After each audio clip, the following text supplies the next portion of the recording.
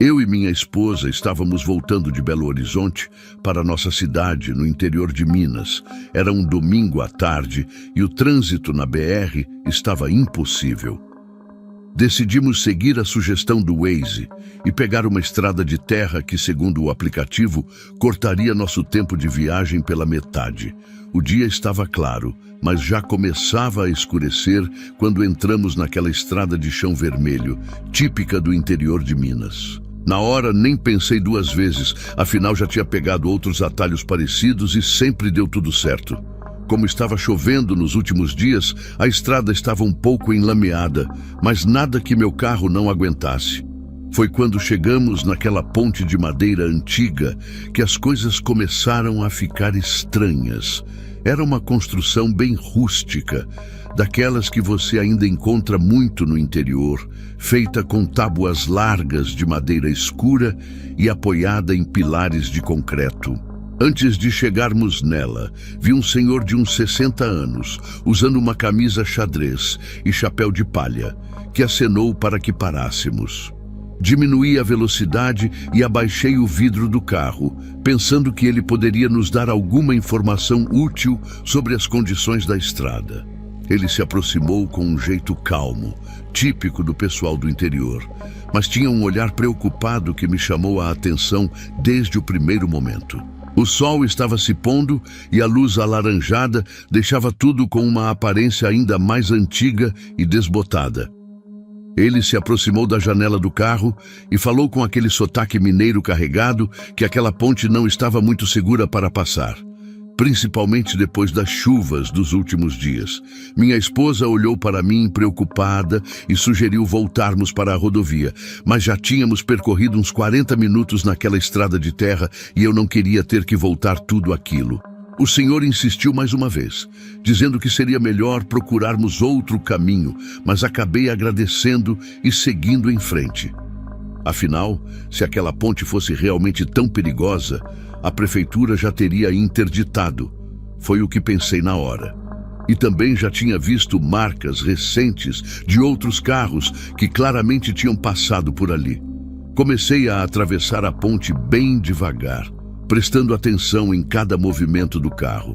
As tábuas de madeira faziam um barulho que me deixava ainda mais nervoso, e minha esposa segurava firme no apoio da porta. Estávamos exatamente no meio da ponte quando ela soltou um grito que me gelou a espinha. "Para o carro!"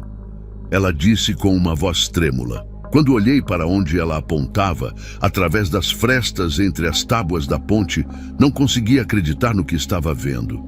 Lá embaixo, na água escura do rio, estava o mesmo senhor que tinha nos alertado minutos antes, com a mesma camisa xadrez e chapéu de palha, acenando para nós debaixo d'água, como se aquilo fosse a coisa mais normal do mundo. Naquele momento, meu corpo inteiro travou, e eu não sabia se continuava ou se tentava dar ré na ponte. A imagem daquele senhor embaixo d'água, se movendo como se estivesse em terra firme, não fazia o menor sentido. Minha esposa começou a chorar e me implorar para sair dali o mais rápido possível. Com muito cuidado e as mãos tremendo, consegui terminar a travessia. Assim que chegamos do outro lado, paramos o carro e ficamos alguns minutos em silêncio, tentando processar o que tinha acontecido. Olhamos para trás várias vezes, mas não havia mais nenhum sinal daquele senhor, nem na ponte, nem no rio. Depois de nos acalmarmos um pouco, conseguimos chegar até o povoado mais próximo, que ficava a uns 15 minutos da ponte. Ainda bastante abalados, paramos em um pequeno restaurante à beira da estrada para tomar água e tentar entender o que tinha acontecido. Foi quando a dona do estabelecimento, uma senhora simpática que devia ter uns 70 anos, notou nosso estado e perguntou se estava tudo bem.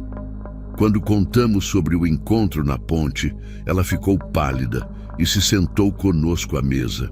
Com a voz embargada, nos contou que há uns 5 anos uma família tinha tentado atravessar aquela ponte durante uma tempestade forte e o carro acabou caindo no rio. A senhora nos contou que seu Jorge, o homem que tínhamos visto, era um pescador muito conhecido na região que tentou salvar aquela família. Ela disse que ele conseguiu tirar 2 crianças do carro, mas quando voltou para tentar resgatar os pais, acabou se afogando. Desde então, algumas pessoas diziam ter encontrado seu Jorge perto da ponte, sempre tentando avisar os motoristas sobre o perigo. A dona do restaurante falou que já tinha ouvido várias histórias parecidas com a nossa, mas confessou que nunca tinha visto ele pessoalmente. Enquanto ela falava, percebi que minha esposa apertava cada vez mais forte minha mão embaixo da mesa. Já estava completamente escuro quando decidimos seguir viagem, mas dessa vez pela rodovia principal. Durante todo o caminho de volta para casa, ficamos em silêncio, cada um perdido em seus próprios pensamentos. De vez em quando nos olhávamos, como se quiséssemos confirmar que o outro também tinha visto a mesma coisa.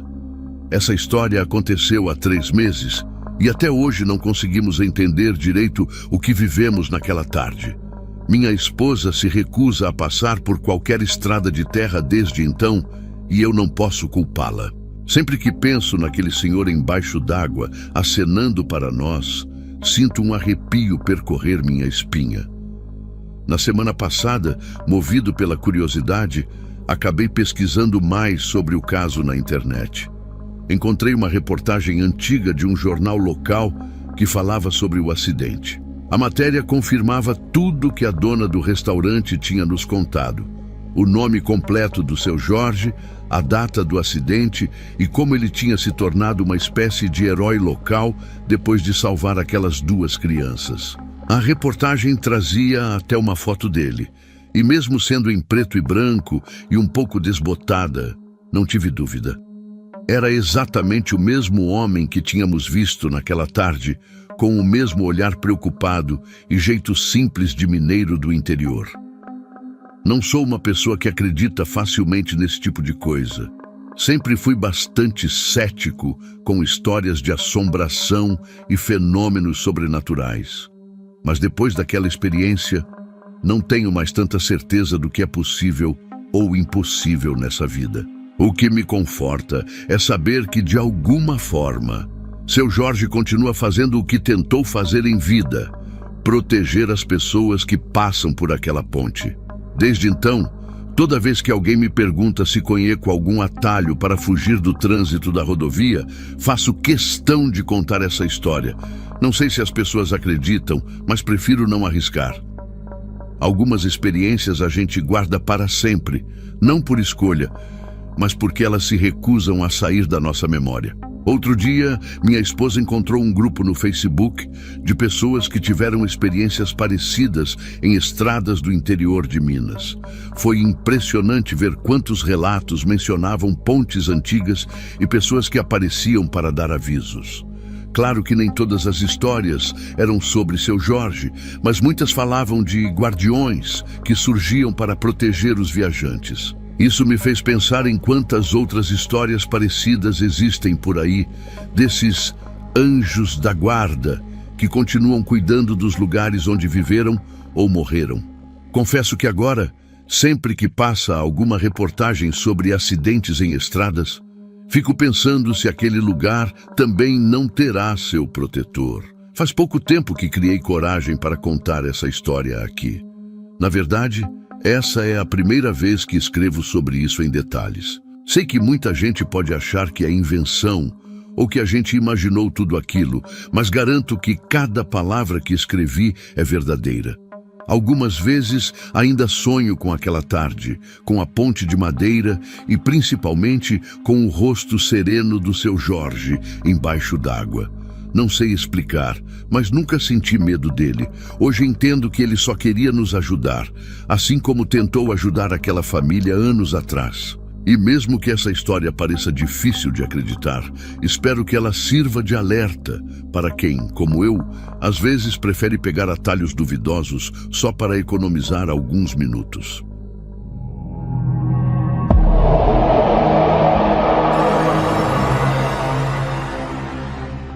Sei que muitos vão duvidar do que vou contar aqui. E é por isso que prefiro não revelar meu nome verdadeiro, nem o local exato onde isso aconteceu. O que posso dizer é que foi no interior do Mato Grosso, numa dessas cidadezinhas pequenas, onde todo mundo se conhece. Já levei essa história para vários mecânicos e funileiros diferentes, tentando entender que tipo de animal poderia ter causado aquele estrago todo no carro e ainda assim ter sobrevivido ao impacto. Nenhum deles soube explicar. Um dos mecânicos, com mais de 30 anos de experiência, chegou a dizer que nunca tinha visto nada parecido em toda a sua vida. O jeito como a lataria ficou retorcida e as marcas do para-choque não faziam sentido algum. Tudo aconteceu numa noite de lua cheia, quando eu e meu amigo estávamos voltando de uma pescaria. Para não expor ele também, vou chamá-lo apenas de D. Decidimos pegar uma estrada de terra para encurtar o caminho, algo que já tínhamos feito centenas de vezes antes. Eu dirigia uma caminhonete antiga, dessas bem resistentes, que já tinha enfrentado todo tipo de situação naquelas estradas do interior. A lua estava tão clara que nem precisávamos dos faróis altos, e o silêncio era diferente do normal. Não tinha barulho de grilo, nem de sapo, nem de nenhum outro animal. Era como se a natureza toda estivesse prendendo a respiração. Quando chegamos numa encruzilhada conhecida, foi que tudo começou. Ainda consigo lembrar perfeitamente daquele momento e meu coração dispara só de pensar. No início, achei que estava tendo uma alucinação por causa do cansaço da pescaria. Mas quando olhei para D, vi no rosto dele o mesmo terror que estava sentindo. Aquela coisa era enorme, mais alta que um homem normal, e se movia de um jeito que desafiava qualquer lógica. Era como se estivesse alternando entre andar como gente e como bicho, num movimento que não parecia natural desse mundo. A forma era escura, mesmo com toda aquela luz da lua, como se absorvesse a claridade ao invés de refleti-la. Não houve tempo para desviar. A estrada era estreita demais, e quando percebi, já tínhamos atingido aquela coisa em cheio. O impacto foi tão violento que o radiador quebrou na hora, deixando um rastro de fumaça subindo pelo capô. Ficamos paralisados por alguns segundos, sem conseguir falar nada. O para-choque estava coberto com um sangue escuro, quase preto, diferente de qualquer animal que já tínhamos visto por aquelas bandas. E as laterais do carro. Meu Deus! As laterais estavam todas marcadas, como se aquilo tivesse se arrastado contra a caminhonete, deixando arranhões profundos que nenhum bicho conhecido seria capaz de fazer. Reunindo toda a coragem que nos restava, descemos do carro para ver o que tinha acontecido. Foi aí que encontramos algo que até hoje me tira o sono. No chão de terra batida começavam marcas que pareciam pegadas humanas normais, mas conforme seguiam o caminho, iam se transformando. Era como se os pés fossem se alongando, os dedos virando garras, até se tornarem patas enormes. O mais assustador é que, depois de uns 20 metros, as marcas simplesmente desapareciam, como se aquela coisa tivesse evaporado no ar. D insistiu para irmos embora dali imediatamente, mas com o carro danificado, não tínhamos muita escolha. Acabamos chegando a pé numa casa próxima, onde uma senhora idosa nos recebeu. Enquanto esperávamos ajuda, ela começou a contar sobre seu vizinho, um homem que vivia sozinho numa casa mais afastada. Segundo ela, todo mundo da região sabia que ele desaparecia misteriosamente nas noites de lua cheia, mas ninguém nunca teve coragem de investigar o motivo. A forma como ela falava, meio hesitante e baixando a voz, deixava claro que havia mais naquela história do que ela estava disposta a contar. Naquele momento senti um arrepio percorrer minha espinha, como se todas as peças começassem a se encaixar de um jeito que eu não queria acreditar. Na manhã seguinte, quando o pessoal da cidade finalmente apareceu para rebocar minha caminhonete, ficamos sabendo que o tal vizinho solitário tinha sido encontrado em sua casa, todo machucado. Segundo o que diziam, ele estava bastante confuso e não conseguia explicar seus ferimentos. O mais perturbador é que quando vi o local onde ele morava, percebi que ficava exatamente na direção para onde aquelas pegadas estranhas seguiam antes de sumirem. Tentei conversar com algumas pessoas da região sobre isso, mas todas pareciam querer mudar de assunto rapidamente, como se soubessem de algo que preferiam não comentar. Já se passaram 3 anos desde aquela noite e confesso que nunca mais tive coragem de passar por aquela estrada, principalmente em noite de lua cheia. Se mudou da região pouco tempo depois e raramente falamos sobre o assunto. O mecânico que consertou minha caminhonete guardou fotos dos estragos, dizendo que nunca tinha visto nada parecido em todos seus anos de profissão. As marcas na lataria não combinavam com nenhum animal conhecido, e o sangue escuro que encontramos nunca foi identificado. Às vezes, acordo no meio da noite pensando naquela forma estranha se movendo, meio homem, meio animal, e me pergunto se algum dia vou entender o que realmente aconteceu naquela encruzilhada. Algumas pessoas da cidade começaram a espalhar teorias sobre o que poderia ter acontecido naquela noite. Muitos falavam sobre as antigas lendas locais, histórias que os mais velhos contavam sobre pessoas que se transformavam em criaturas nas noites de lua cheia. Outros diziam que aquela região sempre teve casos estranhos que ninguém conseguia explicar. Um senhor, morador antigo do local, me contou que seu avô já tinha visto algo parecido naquela mesma encruzilhada décadas atrás. Segundo ele, existiam registros de eventos similares que aconteciam a cada alguns anos, sempre em noites de lua cheia, sempre deixando todos confusos e assustados. O mais estranho é que, depois daquela noite, o vizinho solitário continuou vivendo normalmente na região, como se nada tivesse acontecido. Ele nunca comentou sobre seus ferimentos com ninguém, e quando alguém tocava no assunto, simplesmente dizia que não se lembrava de nada. Mas percebi que desde então, ele sempre dava um jeito de viajar quando a lua cheia se aproximava. As pessoas da cidade pareciam ter feito um acordo silencioso de não falar mais sobre o assunto, como se quisessem proteger algum segredo antigo daquele lugar. Eu mesmo preferi manter essa história guardada por muito tempo, até criar coragem para compartilhar aqui. Já tentei buscar explicações científicas para o que aconteceu, pesquisei sobre animais da região, acidentes semelhantes, qualquer coisa que pudesse fazer sentido. Mas nada se encaixa com o que vivemos naquela noite. As marcas no carro eram únicas. Os arranhões tinham um padrão que não combinava com nenhum animal conhecido do Mato Grosso. E aquelas pegadas. Como explicar pegadas que começam humanas e terminam como patas gigantes? Sem falar no comportamento estranho dos animais da região naquela noite. O silêncio absoluto que encontramos não era normal. Era como se toda a natureza estivesse avisando que algo estava errado.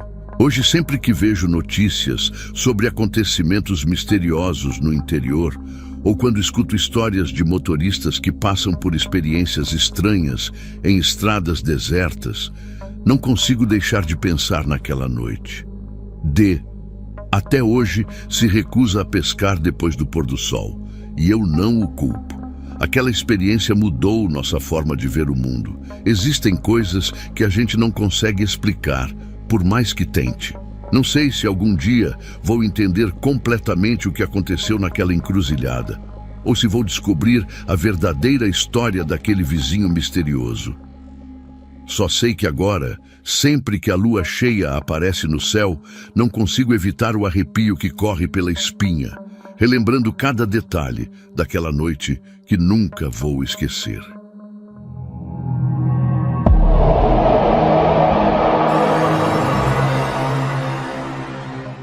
Sabe quando você passa por uma experiência tão perturbadora que fica dias tentando encontrar uma explicação lógica para aquilo?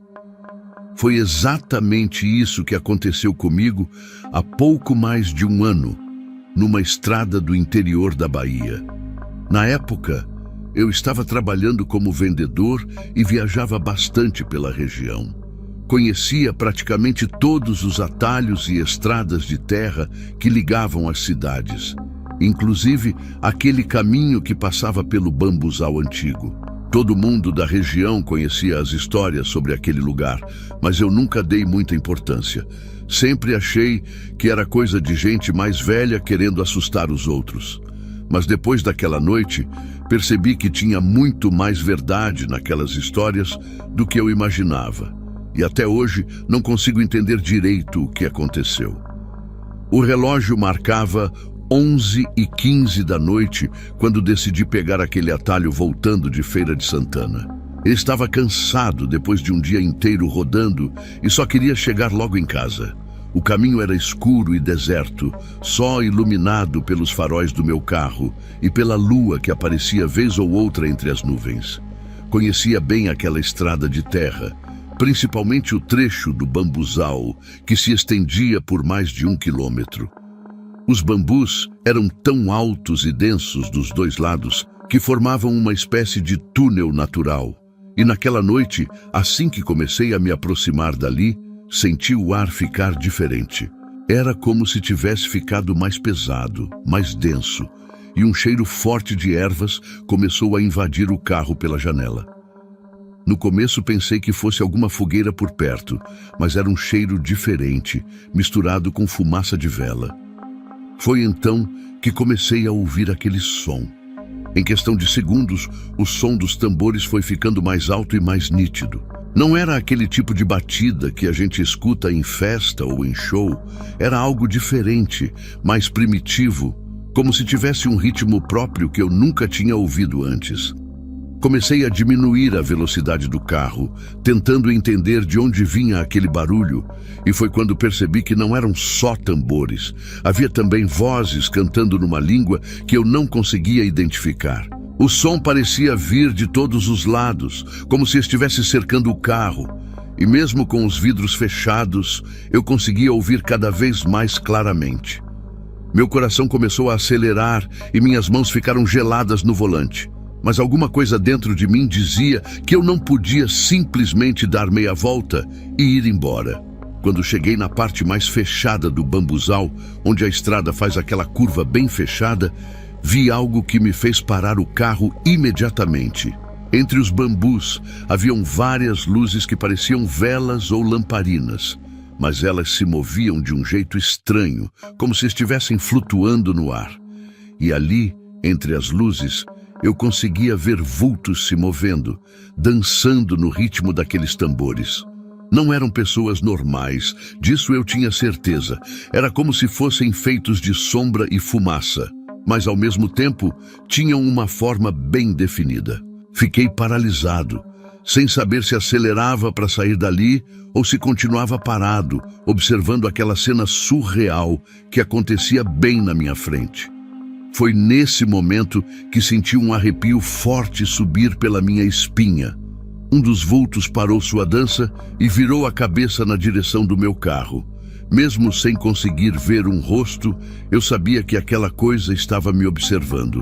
O cheiro de ervas ficou ainda mais forte, quase sufocante, e os tambores começaram a diminuir o ritmo, ficando mais lentos e graves. Os outros vultos também foram parando de dançar, um por um, e todos se voltaram na minha direção. Eu queria desesperadamente dar a partida no carro e sair dali o mais rápido possível, mas meu corpo simplesmente não respondia. Era como se alguma força invisível estivesse me mantendo ali, me obrigando a presenciar aquilo tudo. De repente, o vulto que tinha me notado primeiro começou a se aproximar do carro. Ele não andava normalmente. Era como se deslizasse pelo ar, deixando um rastro de fumaça por onde passava. O som dos tambores agora era apenas um sussurro distante, mas eu podia ouvir claramente um zumbido crescente, como se milhares de abelhas estivessem se aproximando. Minhas mãos tremiam tanto que eu mal conseguia segurar o volante, e o suor frio escorria pelo meu rosto. A temperatura dentro do carro caiu drasticamente, a ponto de eu conseguir ver minha própria respiração.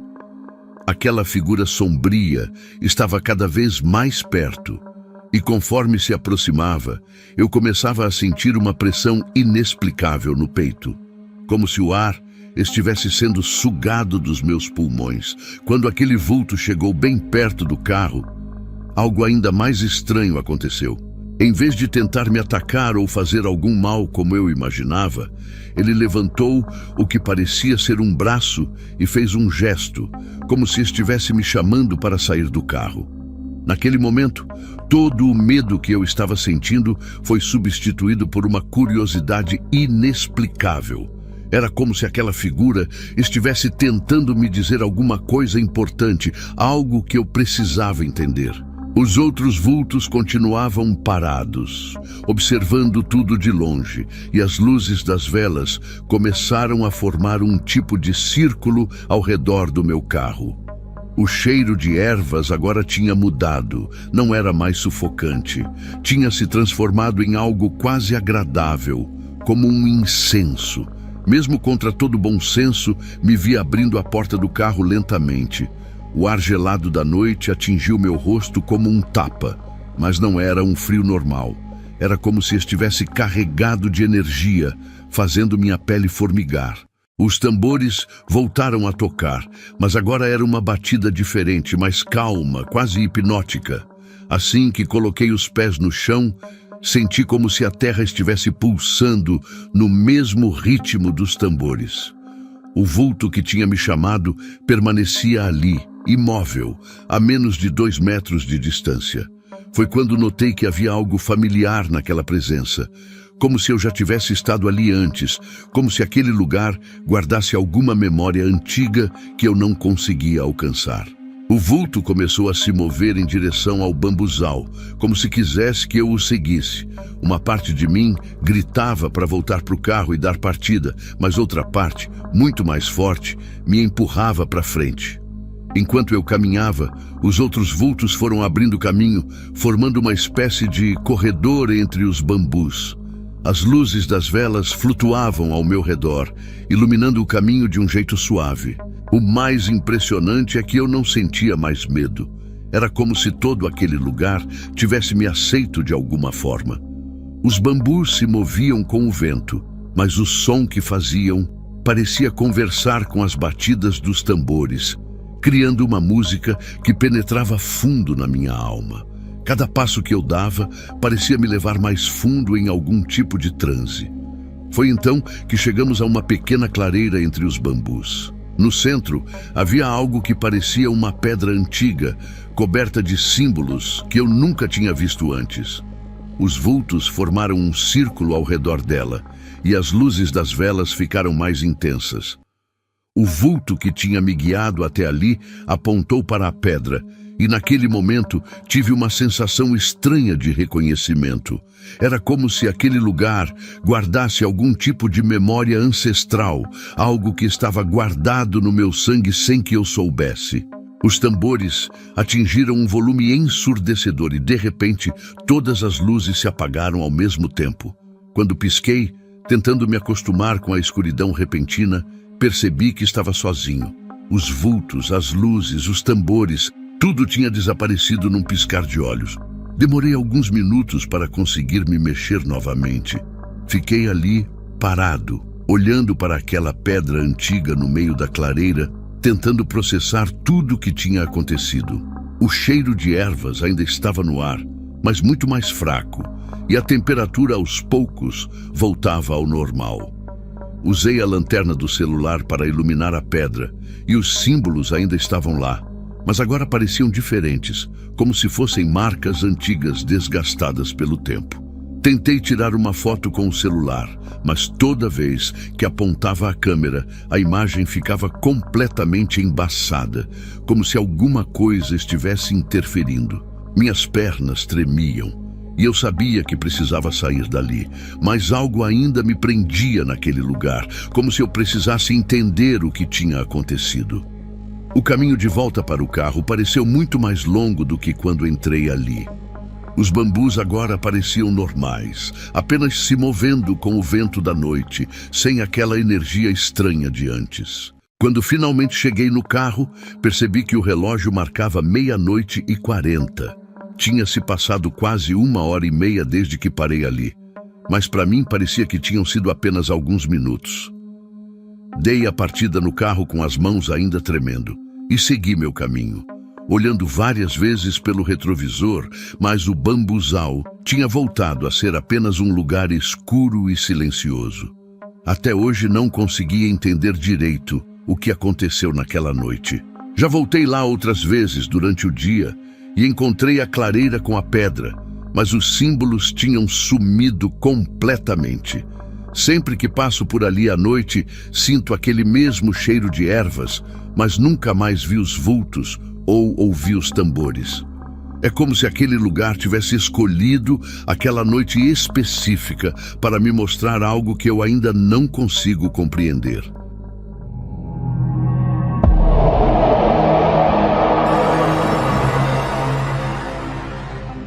Todo mundo que viaja pelo interior de Minas conhece as histórias do velho da maleta que aparece nas estradas. Minha mãe sempre me contou sobre esse senhor misterioso que salvava as pessoas de acidentes, e confesso que sempre levei isso muito a sério. Afinal, cresci ouvindo minha avó dizer que não se brinca com essas coisas do outro mundo. Mesmo assim, nunca imaginei que isso fosse acontecer logo comigo. Tenho até vergonha de admitir, mas sempre carrego uma fita vermelha no porta-luvas e uma medalha de São Cristóvão pendurada no retrovisor. Dizem que ajuda a evitar problemas na estrada, e depois dessa noite, tenho certeza que não é apenas superstição. Era uma quinta-feira do mês passado. Eu estava voltando de Belo Horizonte pela BR-381, depois de visitar minha irmã. Como sempre faço, preferi pegar a estrada mais tarde para evitar o movimento, mesmo sabendo que minha mãe não gosta quando viajo de noite. O tempo não ajudava muito. Tinha chovido a tarde toda e a neblina estava tão densa que mal dava para ver as placas da estrada. Dirigia devagar, prestando atenção nos poucos carros que passavam, com o rádio ligado num programa local para não pegar no sono. Lembro até que estava passando aquela música antiga do Roberto Carlos, que sempre toca nas rádios do interior. Foi quando avistei, perto de um ponto de ônibus velho e abandonado, um senhor idoso fazendo sinal na beira da estrada. Lembrei na hora das histórias que minha mãe contava, mas tentei afastar esse pensamento da cabeça. Seria muita coincidência, pensei comigo mesmo. Mas conforme fui chegando mais perto, meu coração começou a bater mais forte. Ele usava um terno marrom antigo, daqueles que lembrava meu avô usando em fotos antigas, e segurava uma maleta de couro que parecia bem conservada, apesar de ser claramente de outra época. O mais estranho é que mesmo com aquela garoa fina que caía sem parar, ele parecia completamente seco. Minhas mãos começaram a suar no volante e senti aquele arrepio na nuca que minha avó dizia ser sinal de que tem algo sobrenatural por perto. Diminuí a velocidade quase que automaticamente, como se alguma coisa me obrigasse a parar. Encostei o carro um pouco à frente de onde ele estava, com o coração quase saindo pela boca. Pelo retrovisor, vi quando ele se aproximou calmamente do carro, caminhando de um jeito que parecia não ter pressa nenhuma. Nessa hora, percebi que a música do rádio tinha dado lugar a um chiado estranho, daqueles que a gente só escuta quando está numa estrada bem deserta. O barulho da chuva nos vidros do carro parecia ter ficado mais alto, e eu podia ouvir cada gota que caía, como se estivesse em câmera lenta. Travei a porta do passageiro sem perceber, num reflexo, mas logo me dei conta de que precisava destravá-la. Quando ele entrou no carro, senti um frio na barriga que não sei nem explicar. O senhor se acomodou no banco com uma tranquilidade que não combinava em nada com aquela situação toda. "Boa noite, filho", ele disse com uma voz calma e rouca, colocando a maleta no colo com muito cuidado. Tentei responder, mas minha voz saiu meio tremida. Ele falou que ia até o próximo município e comecei a dirigir tentando me concentrar na estrada, mas era impossível não ficar olhando de canto de olho para aquela maleta antiga. Minhas mãos estavam tão geladas que precisei aumentar a temperatura do ar-condicionado, mesmo com aquele tempo fechado lá fora. Não tinha dado nem 5 minutos de viagem quando ele começou a falar, ainda olhando fixamente para a estrada através do para-brisa embaçado. "O senhor precisa ter muito cuidado daqui a pouco." Senti meu estômago afundar na hora. Era exatamente como nas histórias que tinha ouvido. Ele continuou com a mesma voz calma. "Depois da próxima curva, tem uma carreta que perdeu o freio. Ela vai invadir a contramão bem na hora que o senhor estiver passando." Enquanto falava, suas mãos enrugadas acariciavam a maleta de um jeito quase mecânico. "Se o senhor não parar agora mesmo no acostamento e esperar exatamente 7 minutos, não vai ter como evitar o acidente."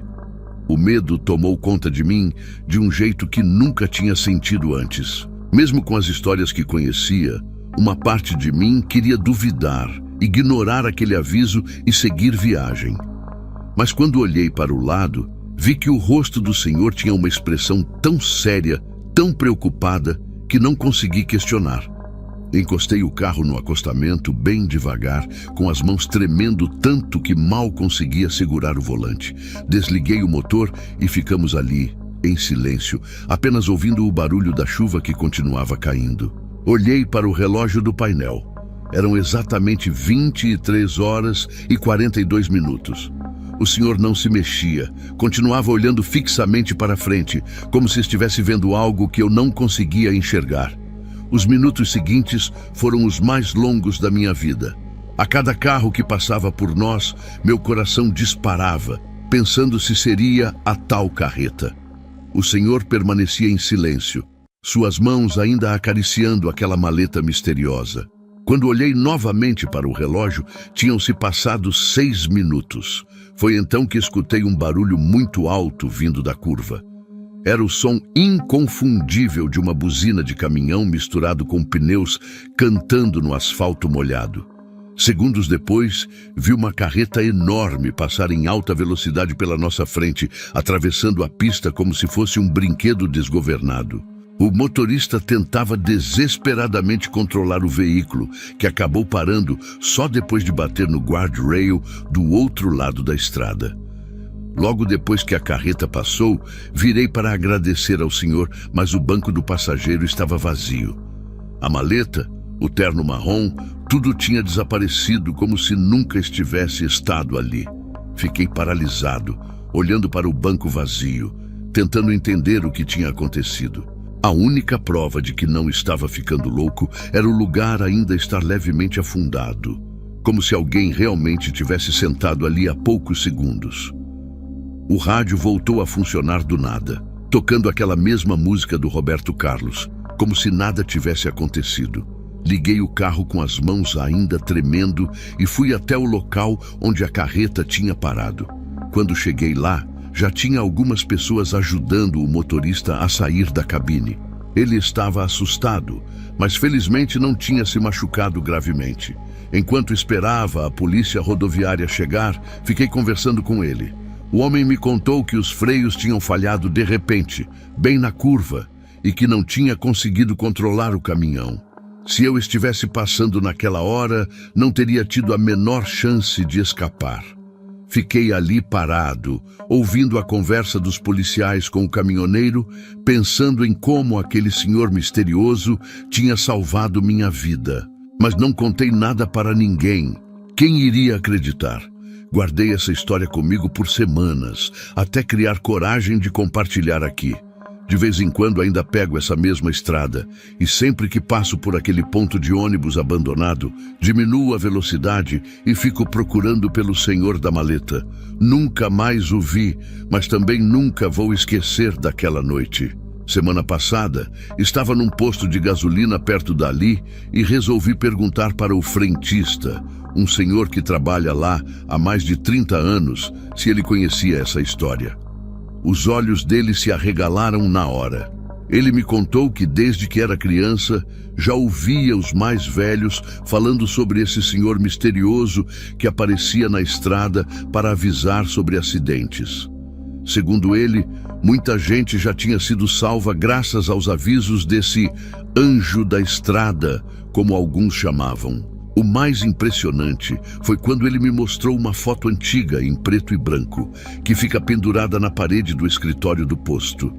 Era uma imagem de quando o posto foi inaugurado, nos anos 60, e lá estava ele, o mesmo senhor, com o mesmo terno marrom e a mesma maleta, parado ao lado de um carro antigo. Senti meu corpo inteiro arrepiar. O frentista me explicou que aquele senhor era o antigo dono do posto, que tinha morrido num acidente de carro naquela mesma curva, em 1965. Desde então, dizem que ele aparece para evitar que outras pessoas tenham o mesmo destino que ele. Agora, toda vez que viajo à noite, levo comigo não só a fita vermelha e a medalha de São Cristóvão, mas também a certeza de que existem coisas nesse mundo que a gente nunca vai conseguir explicar.